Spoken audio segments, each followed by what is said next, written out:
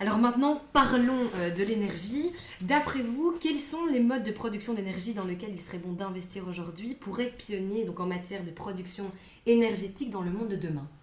Tout d'abord, il faut bien se dire qu'on parvient à avoir le même effet avec beaucoup moins d'énergie. Notamment dans les maisons, l'isolation permet d'économiser énormément d'énergie. Donc ça, c'est la première énergie gagnée. Au niveau du mix énergétique, il faut bien se dire que quand on regarde l'éolien et le solaire, c'est un véritable leurre qui vit grâce à des subsides et qui est complètement, je dirais, dans des pays comme le nôtre, qui est totalement irrationnel. Pourquoi? Parce que c'est des sources d'énergie qui produisent de l'électricité de manière totalement aléatoire. Maintenant, par exemple, le solaire ne va pas marcher très bien avec la pluie qu'il y a dehors.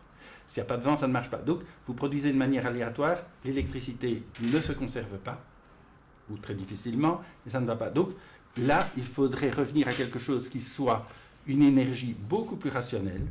Moi, je n'exclus pas du tout le nucléaire, mais un nucléaire de qualité, c'est-à-dire pas un nucléaire dangereux, pas de nucléaire ancien, vieux, mais par exemple des centrales style centrale au thorium qu'il faudrait étudier pour l'avenir, de telle manière à avoir une énergie qui soit à la fois bon marché, accessible aux gens, en quantité suffisante. Nous ne voulons pas de restrictions, nous voulons qu'il y ait largement assez, qui soit sûr au niveau production et qui soit le moins polluant possible. Donc c'est nos scientifiques qui peuvent trouver. Je crois qu'il ne faut pas laisser ça aux politiques. Laissons le moins possible aux politiques. Ils ont fait suffisamment de dégâts. Laissons nos scientifiques et nos entreprises spécialisées travailler.